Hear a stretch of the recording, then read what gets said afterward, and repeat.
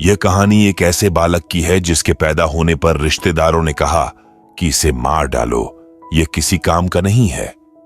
समाज ने हर तरफ उसका मनोबल गिराने की कोशिश की, लेकिन लड़के ने कमाल कर दिखाया। 7 जुलाई 1991 को दामोदर राव और वेंकट मां के घर एक बच्चा पैदा होता है, जिसके पैदा होते ही समाज के लोग कहते हैं कि यह तो अंधा है। जन्म से अंधा होना तो पाप होता है, यह तुम्हें जिंदगी भर दर्द देगा, इसे मार डालो। लेकिन माता पिता किसी शुभ चिंतक की नहीं सुनते। वो दौर था जब इनके माता पिता सिर्फ 1600 रुपए कमाते थे। माता पिता को यकीन था कि यह बच्चा ऊपर वाले का भेजा हुआ तोहफा है और करिश्मा करके दिखाएगा। और यह बात सच हुई। उस बालक ने करोड़ों की कंपनी खड़ी कर डाली। उनके जीवन पर आज एक मूवी बन गई है और 10 मई को रिलीज होने जा रही है। हम बात कर रहे हैं। श्रीकांत बोला कि जिन्होंने अपने जीवन में सिर्फ और सिर्फ सकारात्मक सोच ही रखी। 10वीं के बाद विज्ञान पढ़ना चाहते थे, परंतु नेत्रहीन होने के कारण उन्हें साइंस नहीं मिली। इन्होंने भी हार नहीं मानी और देश के पहले नेत्रहीन बने जिन्हें 10वीं के बाद में साइंस पढ़ने की परमिशन मिली। श्रीकांत, जिन्होंने भेदभाव महसूस होने पर अपनी सरकार को कोर्ट में खड़ा कर दिया। वो श्रीकांत, जिन्होंने दिवंगत प्रेसिडेंट एपीजे अब्दुल कलाम साहब से वादा किया था कि मैं पहला विजुअली इंपेयर्ड प्रेसिडेंट बनूंगा। बड़ी बड़ी कंपनीज के ऑफर ठुकरा दिए और खुद भारत में आकर के अपनी कंपनी बना दी। आज मैं आपको श्रीकांत की कहानी बहुत संक्षेप में आपको बताता हूं। इनके माता पिता चावल की खेती किया करते थे। उन्होंने खेतों में श्रीकांत को ले जाना शुरू कर दिया था, लेकिन ये चाहकर भी हाथ नहीं बटा पाते थे। उनको लगा कि बेटा खेत के काम तो आ नहीं पाएगा, इसलिए इसको पढ़ाई में लगाते हैं। सबसे करीबी स्कूल 5 मील दूर था। वहां तक जाने का कोई साधन नहीं था। श्रीकांत स्कूल पैदल जाते थे, लेकिन समस्या इस सफर के बाद आई जब वो स्कूल में पहुंचते थे तो उन्हें लास्ट बेंच पर पहुंचा दिया जाता था। गेम्स पीरियड की घंटी बजती और सारी क्लास ग्राउंड में चली जाती। श्रीकांत भी इसी उम्मीद से बाहर जाते थे कि कोई उनके साथ खेलेगा, लेकिन हर बार निराश होते। वो अपने इंटरव्यूज में बताते हैं कि कच्ची उम्र में उन्हें अकेलापन खाने लगा था और वो चाहकर के भी कुछ कर नहीं पा रहे थे। जब माता पिता को उनका हाल पता चला तो एक स्पेशल स्कूल में उनका दाखिला करवा दिया।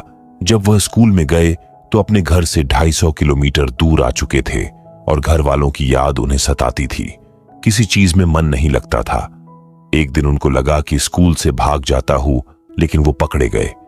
जब जिन रिश्तेदारों ने एडमिशन करवाया था उनको इस बात का पता चला कि श्रीकांत स्कूल से भागना चाहता है, तो उन्होंने प्यार से समझाया और कहा कि घर जाकर के तुम कैसा जीवन जियोगे। जीवन बदलने के लिए तुम्हें मेहनत करनी होगी। उसके बाद इन्होंने जो पढ़ने की ठान ली, सबसे पहले शुरुआत की ब्रेल से। ब्रेल सीखने के बाद इंग्लिश, उसके बाद क्रिएटिव राइटिंग, डिबेट्स में पार्टिसिपेट करने लगे। और सिर्फ पार्टिसिपेट नहीं करते थे बल्कि जीतते थे। इन्होंने अपने इंटरेस्ट को सिर्फ शौकिया नहीं रखा।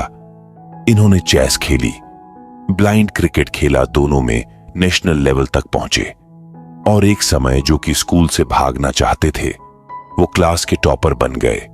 2006 में जब ये 9th में थे, लीड इंडिया 2020 प्रोग्राम शुरू किया था एपीजे अब्दुल कलाम ने, जहां यंगस्टर्स को मेंटर किया जा रहा था। और उस कार्यक्रम में डॉक्टर एपीजे अब्दुल कलाम सारे बच्चों से बातचीत कर रहे थे और पूछ रहे थे कि आपके जीवन का क्या लक्ष्य है। तो उसमें श्रीकांत ने भी अपना जवाब दिया। इन्होंने कहा कि मैं देश का पहला विजुअली इंपेयर्ड प्रेसिडेंट बनना चाहता हूं। जिस कॉन्फिडेंस से इन्होंने जवाब दिया, डॉक्टर एपीजे अब्दुल कलाम ने इनकी तारीफ की। बाद में इन्होंने कंप्यूटर सीखना शुरू किया। 10वीं क्लास खत्म होने वाली थी, तो क्या सब्जेक्ट चुनेंगे, यह सवाल इनके सामने था। इन्होंने 10वीं में 90% स्कोर किया था और यह आगे की पढ़ाई के लिए साइंस लेना चाहते थे, मगर स्कूल नहीं माना। स्टेट बोर्ड का हवाला दिया। कहा आप आर्ट्स ले लीजिए, साइंस नहीं। लेकिन उन्होंने कंप्रोमाइज नहीं किया। उन्होंने कहा कि अब तो पढ़नी है तो साइंस ही पढ़नी है। सारे विकल्प बोर्ड ने इनको बता दिए और तब इन्हें लगा कि अब कुछ नहीं हो सकता, तो ये कोर्ट में पहुंच गए।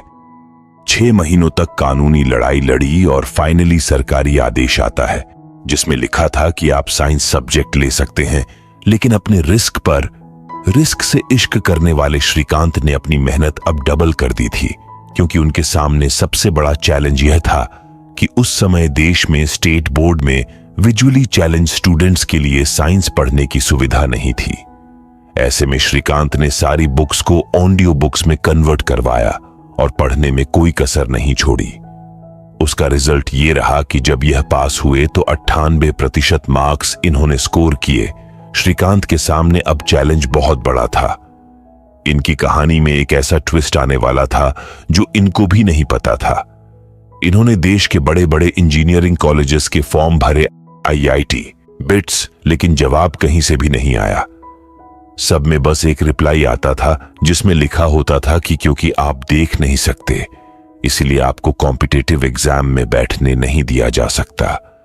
इनको बहुत बुरा लगा, लेकिन हताश नहीं हुए। इन्होंने सोचा कि IIT मुझे नहीं चाहती तो मुझे भी IIT नहीं चाहिए।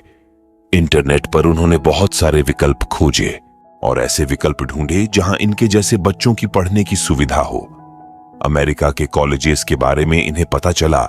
वहां के MIT यानी कि मैसाचुसेट्स इंस्टीट्यूट ऑफ टेक्नोलॉजी ने इन्हें स्कॉलरशिप ऑफर की और ये मैसाचुसेट्स इंस्टीट्यूट ऑफ टेक्नोलॉजी के इतिहास के पहले इंटरनेशनल ब्लाइंड स्टूडेंट बन गए। इन्होंने चाहे पढ़ाई अमेरिका से की, लेकिन बदला इन्होंने भारत को। जब ये वहां पढ़ाई कर रहे थे तो टॉप करते चले जा रहे थे।